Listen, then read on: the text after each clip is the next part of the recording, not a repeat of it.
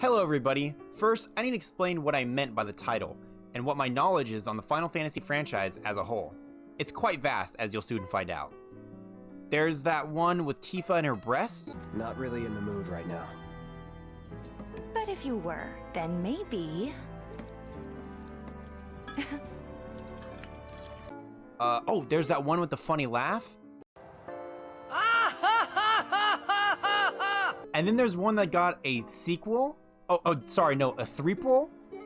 And then there was 15 that so proudly describes itself as being meant for fans and first-timers that it pops up every single time that you boot the game. One of my first impressions of the game came from the game demo titled Episode Dust Sky, with the opening cutscene of 4 guys waking up one at a time, grunting and moaning in overly anime fashion.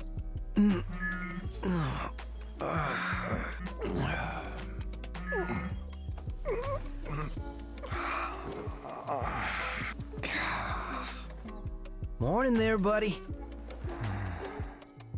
Eyes open.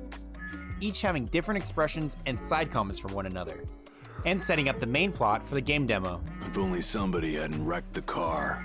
God, unbelievable. Oh, I would hate to be that guy. Oh, come on, don't be that way. You know I didn't mean to do it. Of course not. Sabotage is far beyond you. Ah, good day for walking. Aren't we lucky? All for the build-up to the reveal of the world that the game was set in, and I was amazed.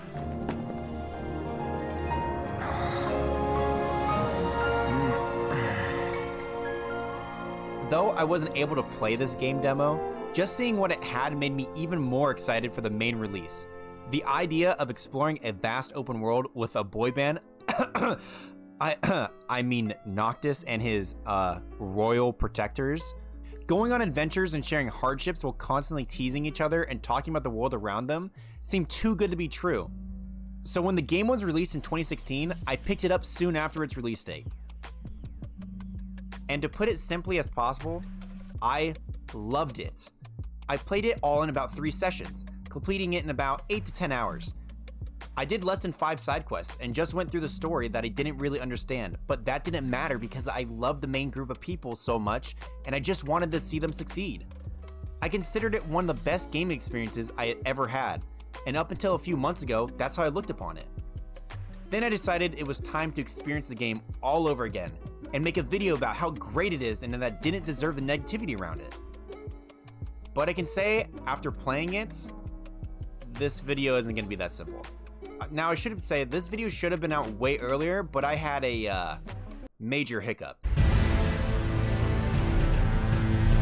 Anyways, this playthrough, I wanted to be more thorough this time around, meaning I was going to spend more time doing side quests and looking at expanded media that was supposed to be watched before playing. As far as I know, there are 2 things.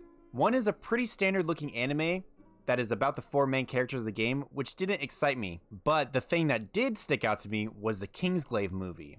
After watching, I still can't fully believe this actually exists. It looks like a PlayStation 3 tech demo for a game that doesn't actually exist. In terms of story, it was serviceable, but it really wasn't anything more than a visual spectacle. It gives more story about the fall of Insomnia that happens at the end of Chapter 1 in the game, but honestly, I think the story would have been better off vaguely talked about and hinted at, but not specifically shown. I think the little montage of the movie in the game that is shown when the city falls is good enough. I should also note I did not play the Canon Platinum demo as it is not on PC and that is the only platform I play on at the moment. I've already played the demo many times before, and since it's a glorified showcase to show off the game engine with a lackluster story, I didn't think it was necessary to play it this time around.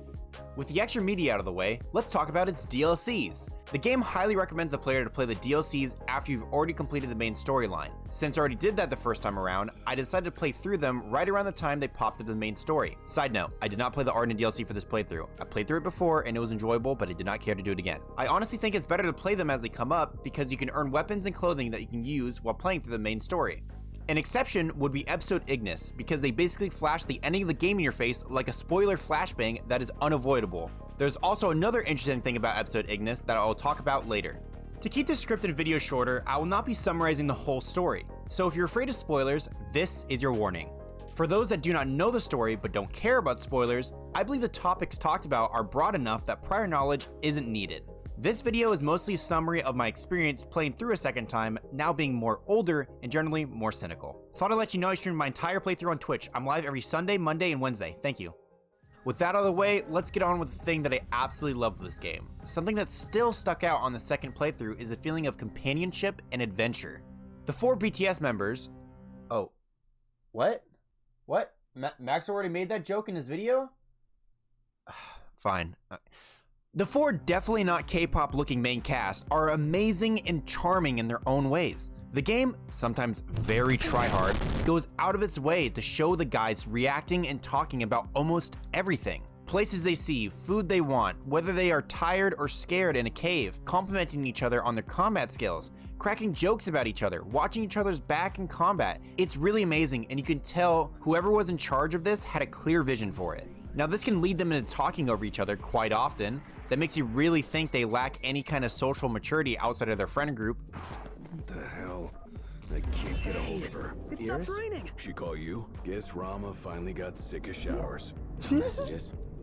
Up there. It's I love like the ADHD talking over each other. But in general, it makes them feel very alive. A standout is Prompto because he loves pictures. And you know what? I fucking love how pictures are done in this game. The fact that Prompto wants to take them throughout the day and you can look back on them every time you rest up to tally up your XP, or the fact that he'll ask to take a picture somewhere because it's famous or the area looks cool, is pinnacle gaming and should be in more games. An honorable mention is Ignis and his cooking. Looking out for new ingredients or cookbooks everywhere we go just to hear him say, That's it! I've come up with a new recipe. is some of the most dopamine-inducing shit this game has to offer. Why does the food look so good? It's a little sad Galio is left with shit like book reading and bitching. It's sad. It's sad. It's a little sad Gladio is left with shit like book reading and bitching and being a walking ad placement.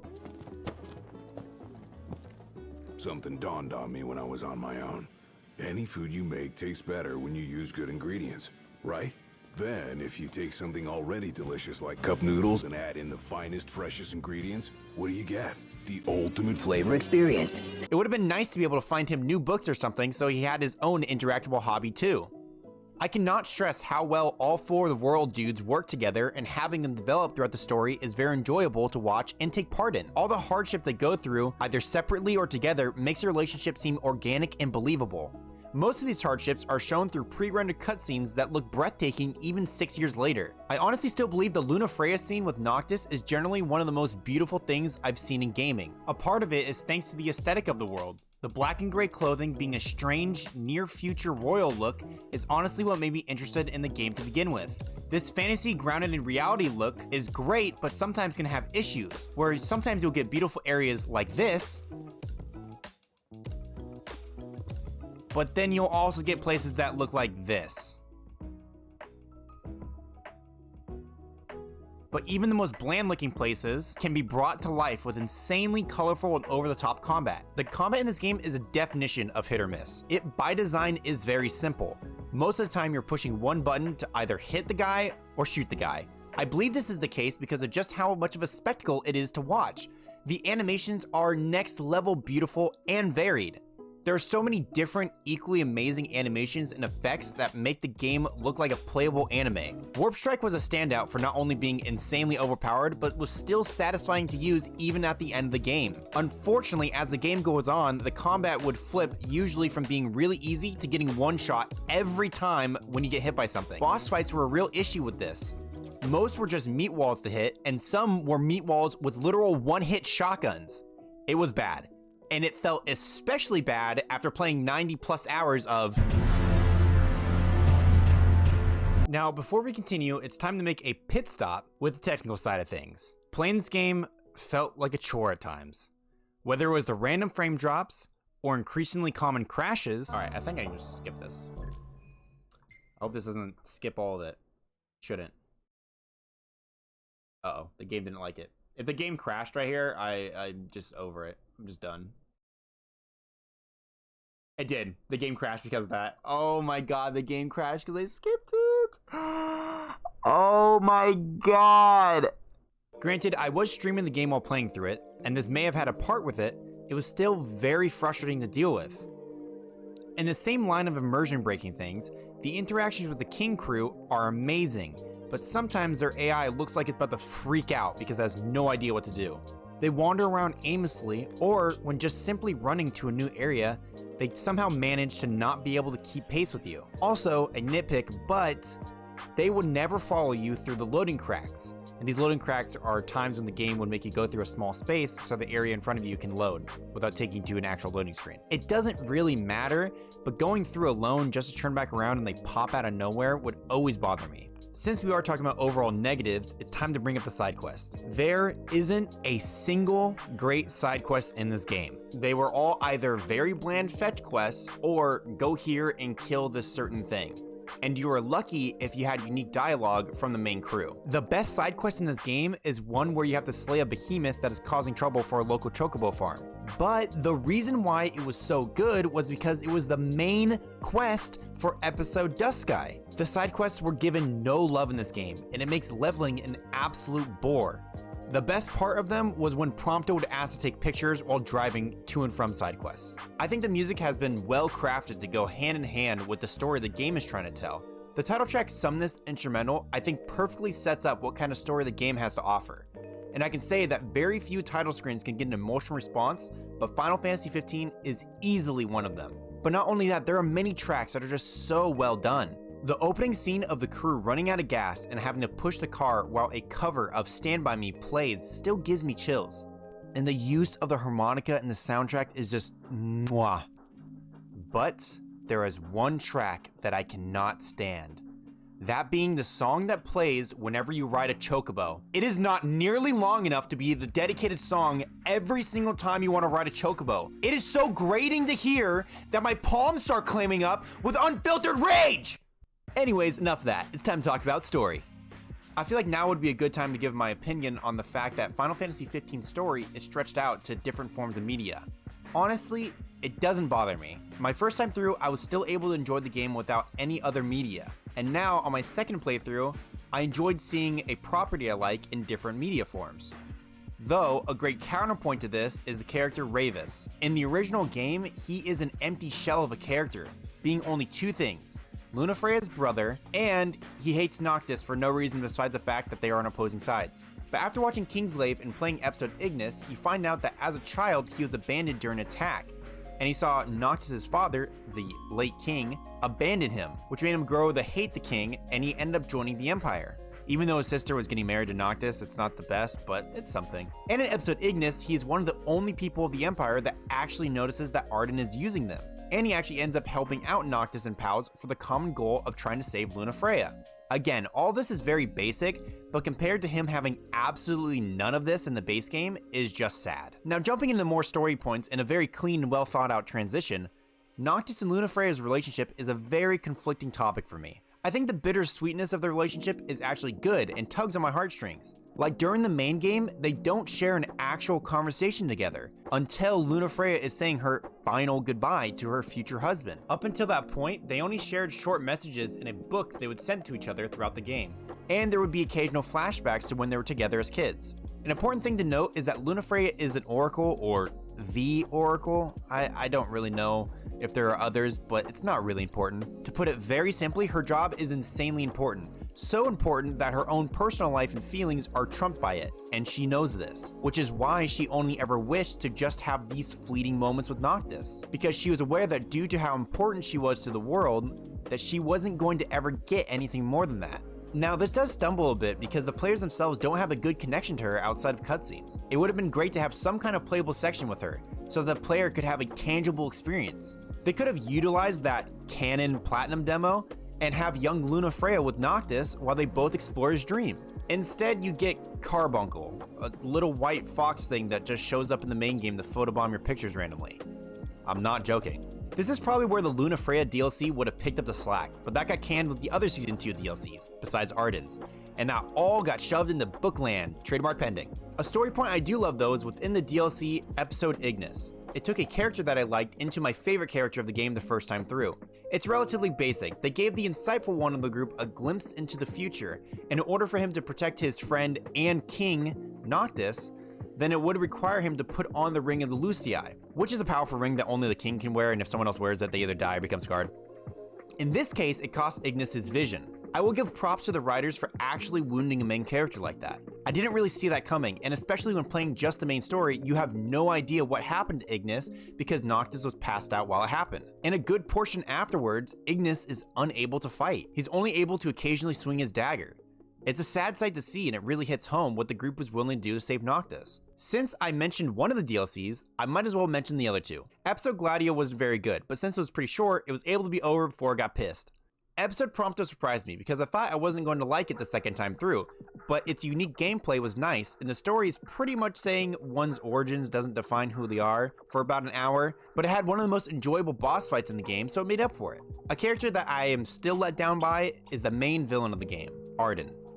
He is voice acted beautifully, but other than that, I think he's just fine. His story and motivations are fine, but nothing ever really stood out to me, hence why I didn't care to play his DLC again. His main motivation is just being spiteful towards his brother that screwed him over terribly. And I feel like someone's motivation would become a little bit more three-dimensional after living for a few millennia. An example I never thought I would be making would be me from Series 9 of Doctor Who. She's a character who is cursed to live forever after being resurrected. Throughout the season, the Doctor runs into her multiple times, and each time hundreds or thousands of years pass, and we get to see how she has changed throughout those times. We as an audience see her opinion change on the people around her. We also see her opinion change on the Doctor, the one who gave her the ability to live forever. She goes from seeing him as the only one that is her equal, to her seeing him as a threat, and her purpose in life is to save the ones he leaves behind. What I'm trying to get at is that I love the anime trope of sticking to one's motivations through impossible odds, but it looks like the game is trying to make it seem deeper than it actually is. And that's where you start losing me. Finally is the ending of the game.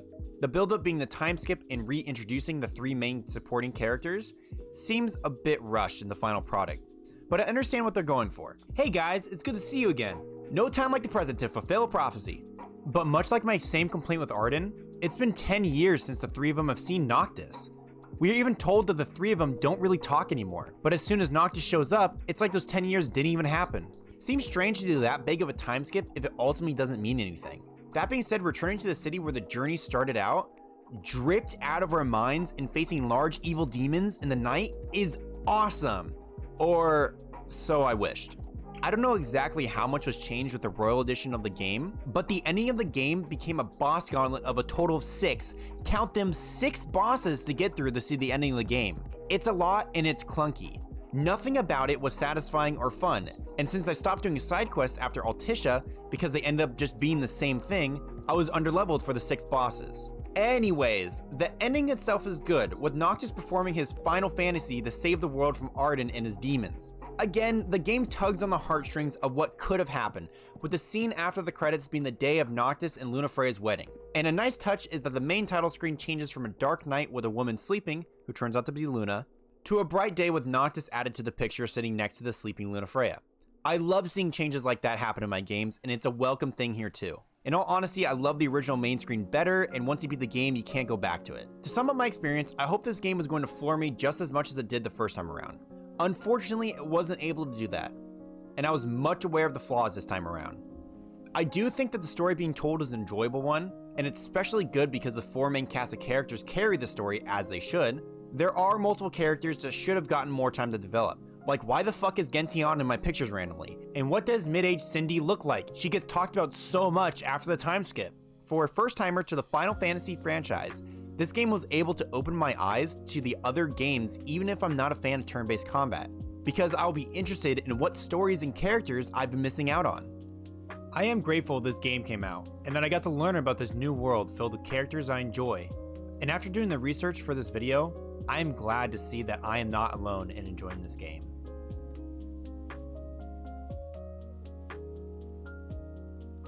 Hey guys, thank you for checking out this video. This has been the longest time I've spent working on a video. I don't have the exact hours tallied up, but I will put it on screen right now. Yeah, I super enjoyed working on this. It was quite an endeavor doing, but I'm glad I got to do it. And I'm glad that my first game that I really got to do a deep dive and things that I enjoy, things that I don't enjoy about it. I'm glad that it was Final Fantasy 15. I will be doing this again. Still deciding what game that's going to be, but you will be one of the first people to find out if you head on over to my Twitch channel, where I update the schedule every week. And whatever single player game you see listed on there first will probably be the next game that I will be doing. So yeah, still got to think about that. But yeah, make sure to leave a comment down below about what you felt about Final Fantasy 15. Did you overall enjoy it? Did you overall not enjoy it? Did you wish that it was Versus 13? Yeah, I mean, I think the game is full of ambition and not a lot of it was met, but it still has a very solid fan base, and that is definitely one of the main takeaways I've learned from this video. Yeah, just thank you for watching it all. Very, very glad that I was finally able to do this, and I'm very glad with how it came out. And yeah, I'm looking forward to doing it again. So thank you. Really appreciate it. And I'll see you guys next time. See ya.